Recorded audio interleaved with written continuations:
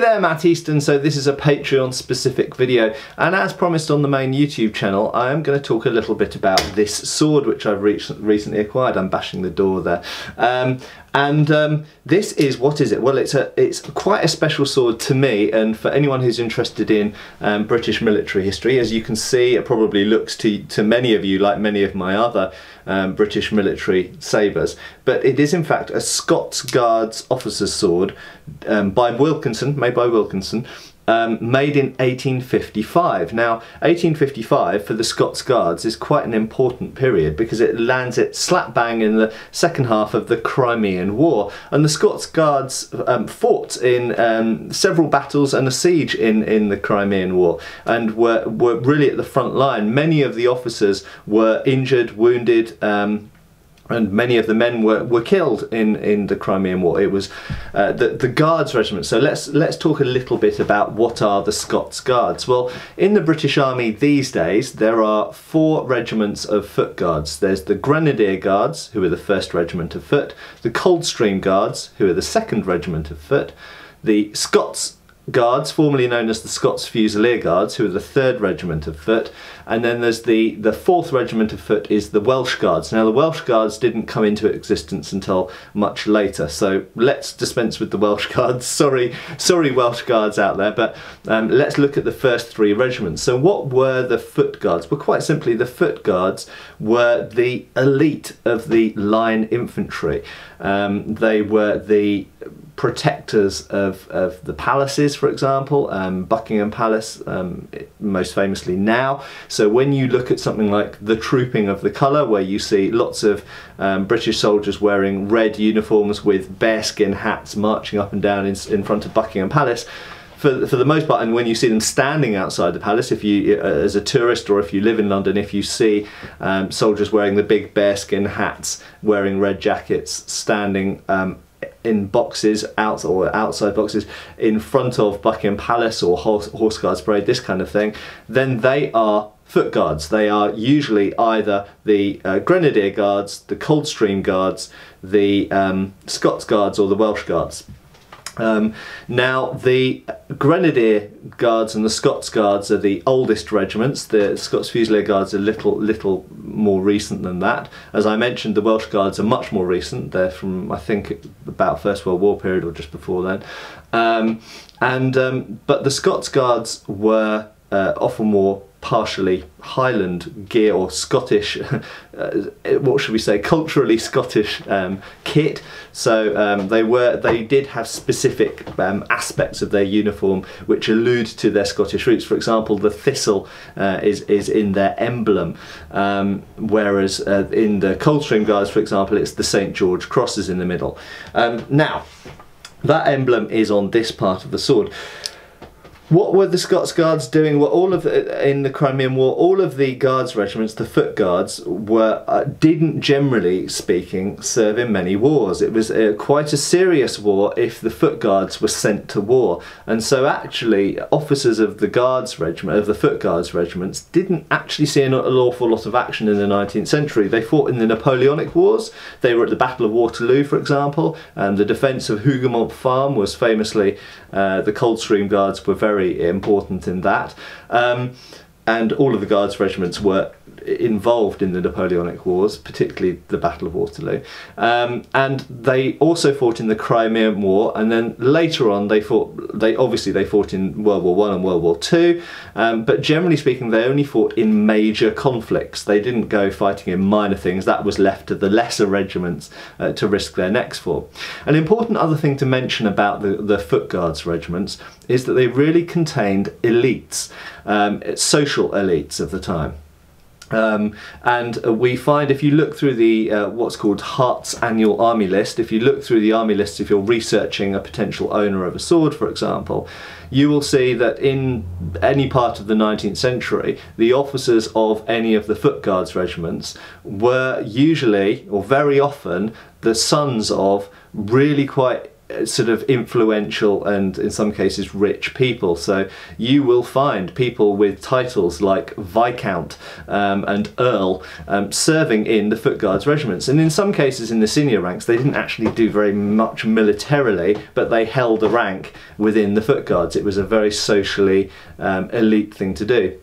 For that reason, there are not a lot of Foot Guards officers' swords around, because at any one time there weren't very many officers in the Foot Guards regiments, and additionally they tended to serve for a long period of time and they didn't see very much conflict, so they didn't die for very often and that kind of thing. So quite simply, 19th century Foot Guards officers' swords, be it from the Coldstreams, the Grenadiers or the Scots Guards, are not very common. I actually own a few because I like them. As many of you will know, I try to collect what I call non-regulation swords, that is swords which are different from the normal regulation in some way. This is an example of that, and I'll talk about that in a second. What you do find is that the officers of the Foot Guards, probably partly because they were rich, probably partly because they were playing, in some cases, playing at being soldiers. Certainly in lots of periods it was quite a peaceful, going into the Foot Guards was quite risk-free most of the time, except for in the Crimean War and the Napoleonic Wars, and obviously World War I and World War II. But for most of the 19th century, going into the Foot Guards was something you could be an army officer and stand pretty low risk of going to war, unless you really sort it out. And we do find that sometimes Foot Guards officers went on secondment on campaign and served as an served as an ADC or an assistant or an aide to a general or something like that. So it does happen. You do get a few officers in the Foot Guards who really sort out action outside of the activities of their actual regiment, and they went on secondment to regiments on active service. But maybe because they were in some cases richer and could afford fancier swords, maybe because some of them really liked fencing. I know one officer at least, in fact he was the colonel of the Scots Guards, the regiment that this sword comes from. He was a very avid fencer, and I actually own his sword, and it's behind the camera right now, but I'll talk about that in a future video. So onto this sword. What makes a Scots Guards officer's sword, what defines it? Well, first of all, it is fundamentally of the shape and design. I'll dispense with the scabbard actually, because the scabbard's not really important to the discussion. It's just pretty standard steel scabbard. What defines a Guards officer's swords? Well, really, the pattern of the hilt is very similar to the rifle's hilt, the 1827 rifle's hilt, which is made of steel. So it's not a brass guard like a, that's not actually brass, but it's brass coloured. I don't have one lying around. Anyway, it's not a brass guard like a standard infantry officer's hilt, it's a steel guard. Why is that?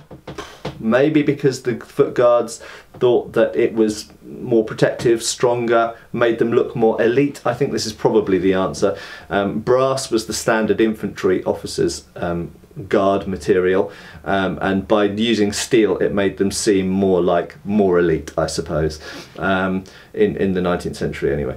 And they have an emblem of the particular regiment here. This is the Scots Guards emblem. The Coldstream or the Grenadier Guards would have their emblem there instead.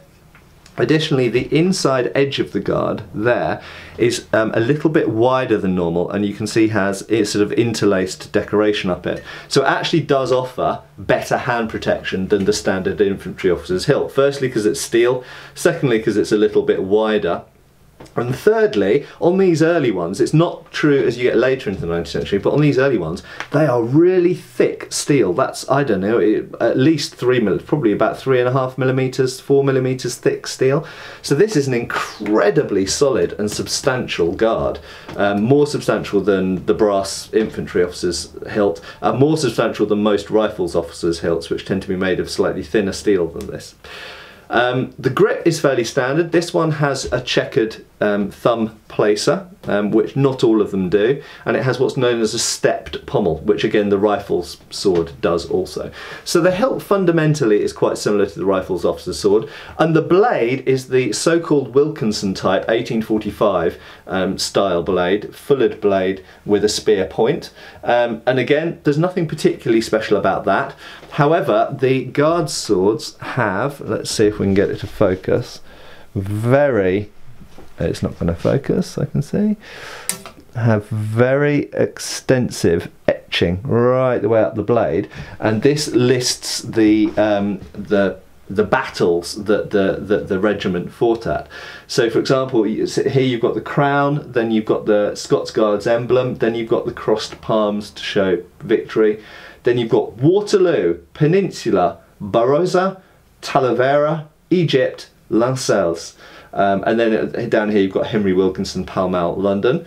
At the back you've got the serial number, which the records still survive for, and that tells me that this sword was made in May 1855. Yeah, and on this side we've got etching, and again we've got other battles listed here. We've got the crown, and then the monarch's monogram, as it's called, VR, Victoria Regina for Victoria, Queen Victoria, mirrored and reversed as well, and then a bunch of foliate decoration and places for more names of battles underneath, and added here is Alma and Inkerman, which are two of the battles that were fought during the Crimean War, at which the Scots Guards were present, and in fact very prominently so, and fought hand to hand with bayonet and sword, and then a bunch more decoration underneath. Now, as many of my viewers will know, the serial number on a Wilkinson made sword does mean you can often identify the owner. Crushingly, unfortunately, the record doesn't record the name of who ordered this sword, which is such a shame, because any Scots Guard officer ordering a sword from Wilkinson in May 1855, there's an extremely high chance that they served in the Crimean War. But I'll never know who owned this sword.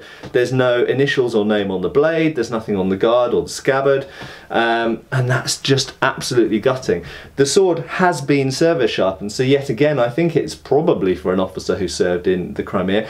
What I have sometimes found with other swords that I've owned is that the swords that were ordered just to the end of or just after major campaigns such as the Crimea or the Indian Mutiny or the Sudan campaign or whatever, very often they're replacing swords that got lost or broken or damaged in the previous campaign.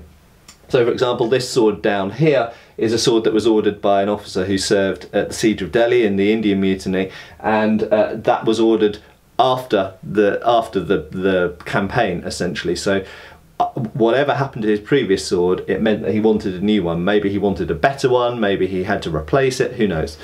Very occasionally, if you read their diaries and other accounts, you do find explicit descriptions. I've mentioned many times in previous videos I have another sword which again was a replacement for an officer who served in the Crimea, and I know what happened to his first sword because it's mentioned in the regimental history, which says that he broke his first sword on the head of a Russian. So the sword that I've got is the replacement sword for that one. Now, what's unusual about this sword is the length of the blade, and that's really it. It is in all other ways, it is a historically significant and very nice condition example of a Scots Guards officer's sword from the Crimean War period, but the only thing which makes it different is the fact that it has a 34.5-inch blade, which is 2 inches longer than the standard. The standard was 32.5 inches. Now, why might someone order a longer blade? There were two main reasons. In fact, well, let's say three main reasons. Okay, historically, and I've seen all of these reasons with swords I have owned. So the first reason is just because someone wants a longer blade. Okay, so it could be because they're taller, and that's one example, and this is mentioned in some accounts where someone says, you know, I'm a tall guy so I ordered a longer blade than standard. The second reason is if they're going to spend most of their time on a horse, and particularly, therefore, it means people who are of the rank of major or above, which is known as a field officer. A field officer spends most of their time directing a larger number of troops and therefore sitting on a horse. If you're sitting on a horse, having a longer blade is a good thing to you know, it's a good thing to have, is an extra bit of reach. The 32.5-inch blade is a little bit on the short side for a mounted man, but having said that, some cavalry swords are that short. The third reason is to give an advantage, and again, there are sources, a fighting advantage. There are sources, and I know one from the Indian Mutiny where the author specifically says, I had a longer blade so that I would have an advantage in a fight. And that's, you know, I think that's kind of true. There's you know, there's give and take in that. There's advantages and disadvantages. By having a longer blade, it does mean the sword's a little bit longer, and it does mean it's harder to use close in.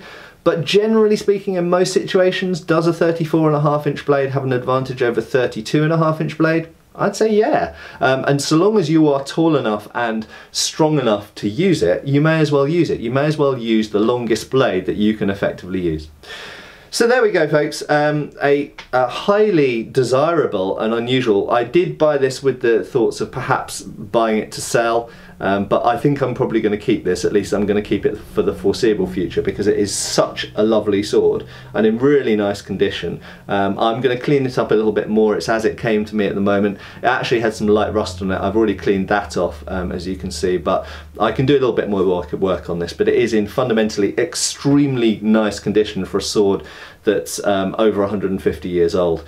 So there we go, folks. I hope that was interesting, and see you soon. Bye.